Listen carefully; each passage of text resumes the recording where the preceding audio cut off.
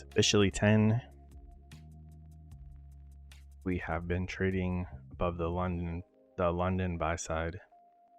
So we will look for shorts to target the sell side. It's as simple as that. Doesn't mean it's going to happen, and it doesn't mean that a short setup is going to work. But that's where risk management comes in. But we just wait for a bearish fair value gap.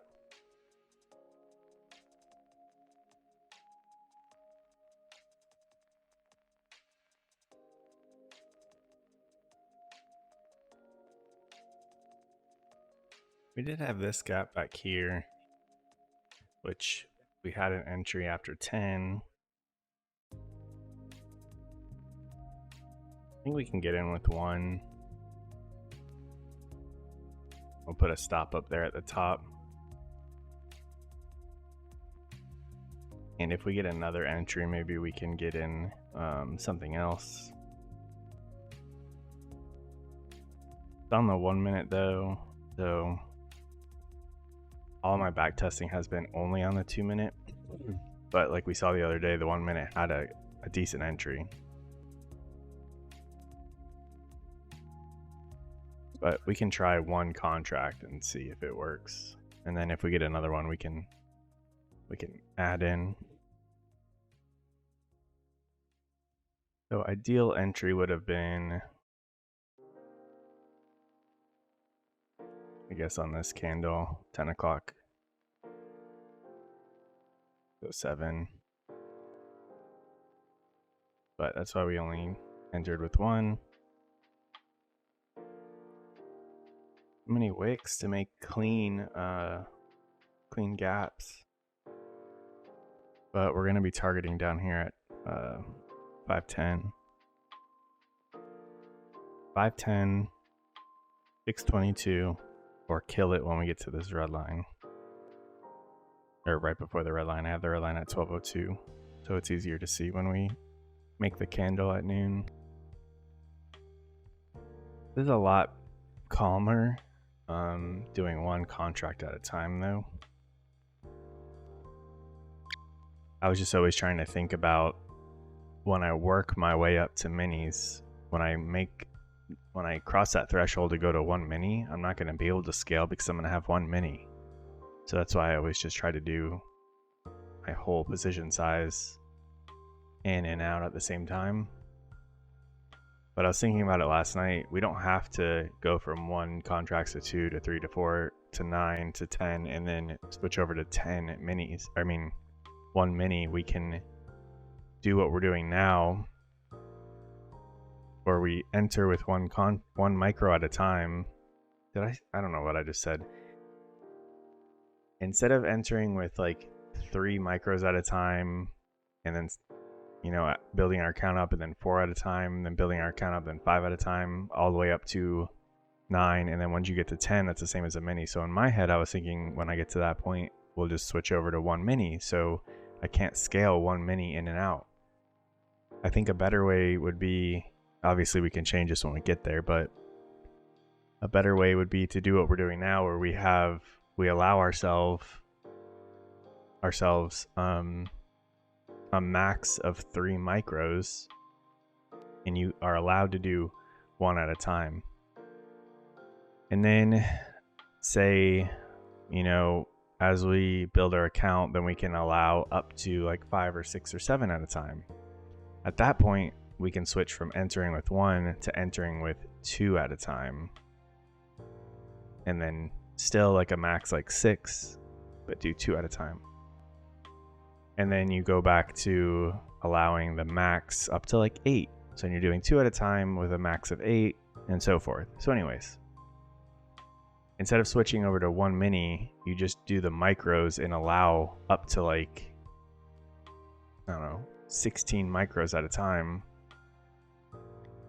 or 15 or 20 micros at a time total, in entering with 5 at a time. So lots of 5. Add 5 here, add 5 there, up to like 15 or 20 total. when you feel good about that, building your account, then you can switch over to a mini and then do 1 mini at a time up to 2 or something like that. Hopefully that makes sense. That's not any more confusing. This doesn't look good though.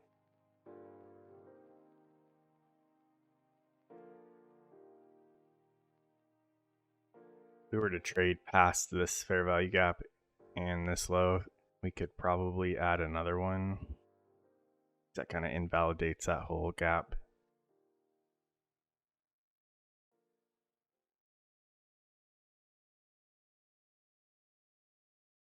Just watching the time to see when this closes. It's about to close here in like 15 seconds. If we get a fair value gap, we'll go ahead and add another one, and then if this gap gets tested, we can add a third.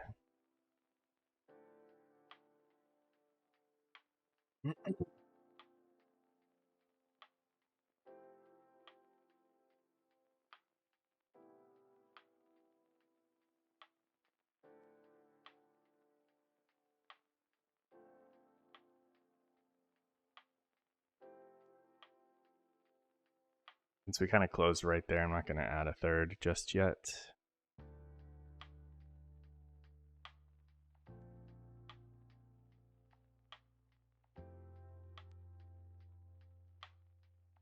That's a little gap. It's only 3 points, but I did write down on my back testing that I was taking 3-point fair value gaps, even if they weren't taking out swings. Like if I was back testing this day, that gap I would enter and I'd put my stop up here, so we should probably move that. Put at 11 just to minimize some loss if we do get hit.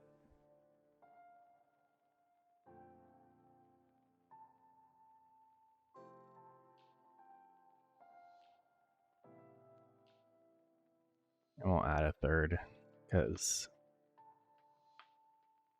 that's what we've been doing. This is like an official, I would say this is an official entry. I would take this for sure and mark it down in my back testing log.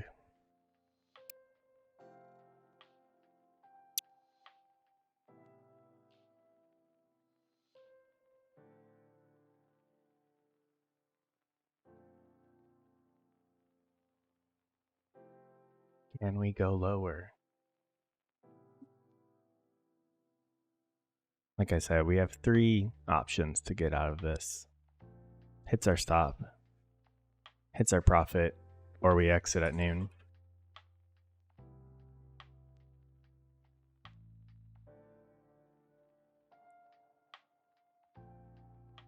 There I can say I use an indicator and we're targeting VWAP down here at 510.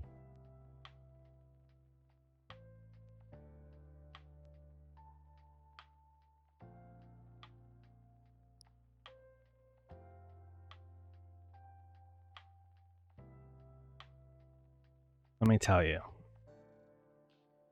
if you struggle with patience, this strategy is not for you.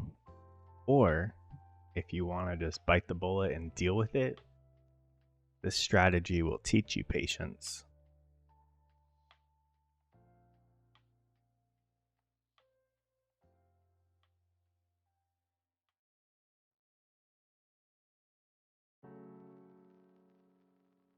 I would have had such a hard problem in the past going 30 points in profit only for it to come right back to our entry. But entering these trades, I'm telling myself and trying to accept, like I just said, there's 3 ways to get out of this trade. Profit target down here, our stop, or manually kill it wherever it is when we get to noon.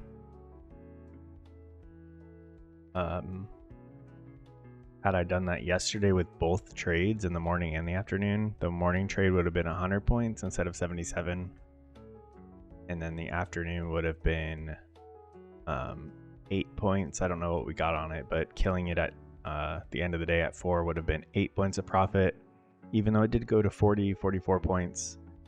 However, if I would have killed it with 40 points, that means I need to kill all my trades when they get to 40 points. And the morning trade would have been 40 points, and the afternoon trade would have been 40 points. That's 80 points for the day versus letting it play out 100 in the morning and 8 in the afternoon. So what, we gave up 40 or 30 in the afternoon to do that. Overall, we were way more than if we were limiting ourselves on each trade. Keep burping. But we'll do, I want to show you guys like a back testing session, maybe doing like 1 week's worth of back testing with this strategy, just so you can see what I see and why I have confidence in it and why I let them go 30 points in profit and then just leave it, even if it comes back and stops us out. Depending on what maybe Saturday we'll make that and then post it over the weekend if you guys are interested, and then you can kind of see. And then, I mean, you don't have to do this strategy obviously, but if you have a strategy in mind, I'll show you how I back test, and then you guys can go from there. But this strategy is so simple that I can do like a week or 2 weeks worth in a very short amount of time. So if you're interested in that, let me know. But I think I'm going to do it regardless, just so I can put it in video form for myself. That's what these videos are mainly for, is for myself, is to help me improve. And to show you guys that I let a trade go 30 points in profit and then give it all back.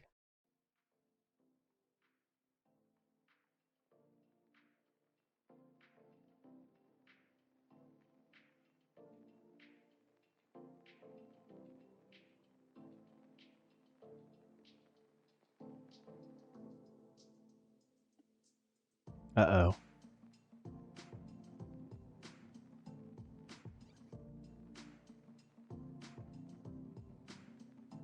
Well, that was it. I feel good about the trade because this was a valid setup for me. When I did my back testing, I was not requiring fair value gaps to take out any sort of shift in market structure. It also went to 30 plus points in profit, but our we don't need VWAP anymore. Our target was way more than that, so I'm not taking 30 points when we are targeting 80. We did enter on that 1 minute though.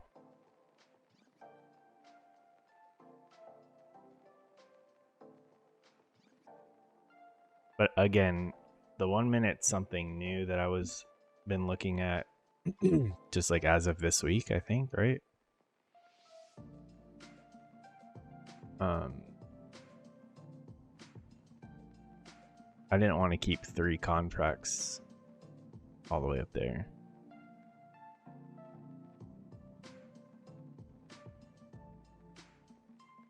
I don't think, even if this does work out, we didn't do, this doesn't work out, we didn't do anything wrong. We did everything exactly as planned. This fair value gap requires the stop to be above this high.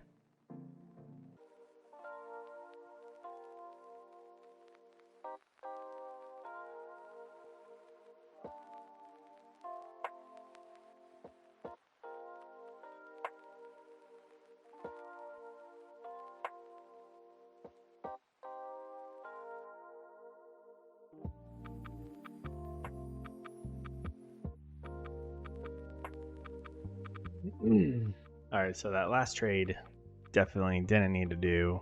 My rules are I get 1 opportunity in the morning and 1 opportunity in the afternoon session.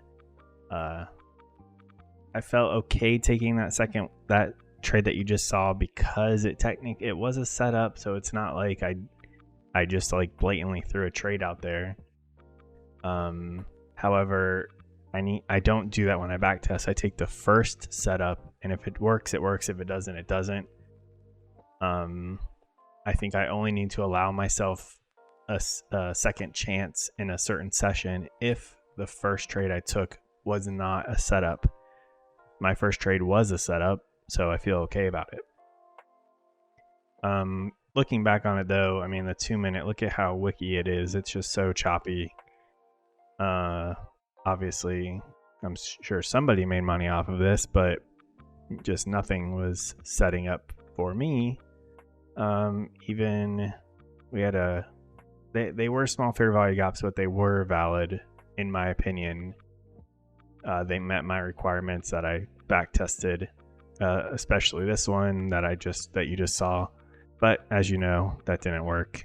So I wasn't looking for longs. We're at the highs, and it made sense that we're taking out highs and then gonna go attack sell side, but we just never got it.